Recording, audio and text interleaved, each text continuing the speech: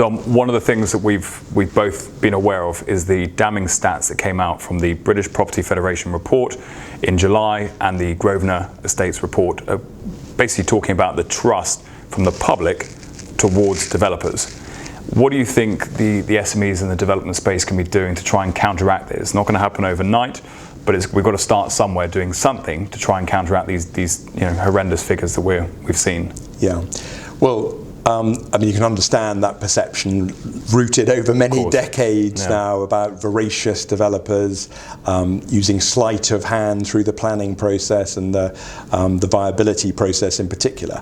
The simple answer to it is transparency. And I think we're in an age now, politically, economically, and again, the customer really wanting to know that they're dealing with a genuine business. We're seeing this a lot now, aren't we? The authenticity of businesses, be it Google, be it Facebook, be it now a developer, and the opportunity to create a brand very much rooted in trust and transparency is going to be the key. So it sounds a slightly sort of trite thing to say, but I think the reality is that successful developers now are really going to need to display, mean and deliver on that transparency.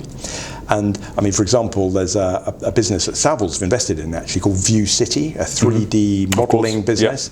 And that's one of the things that it's doing is helping local authorities and the general public have a genuinely true view in every sense of what that development might be like in the future.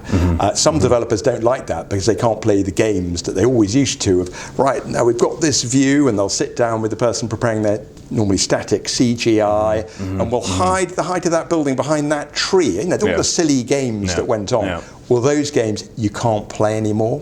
And that transparency also is going to need to revolve around the finances. It's particularly true of the increasing trend we're going to see of private sector developers, contractors working with public sector. Of course. The need for transparency and long-term trusting relationships is going to be essential. And people are going to get found out and reputations blown apart if they aren't. I've thought that for a little while actually, that we're sort of sitting in an industry that has had a fairly good run for quite a long time, and there's some events that we discussed off camera that have happened recently that sort of brought to light certain people. But I think trust comes not really from an overall brand, it comes from knowing individuals and people.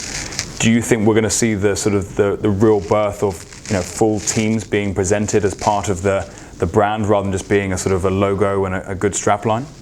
Yeah, sure. No, patently the relationship side of any business and the figurehead, be it sort of Tony Pidgley's Barclay Group and in their time the Steve Morgans at Redrow, that's not going to go away. But the point being that the brand that they represent is going to need to deliver as well. Yeah.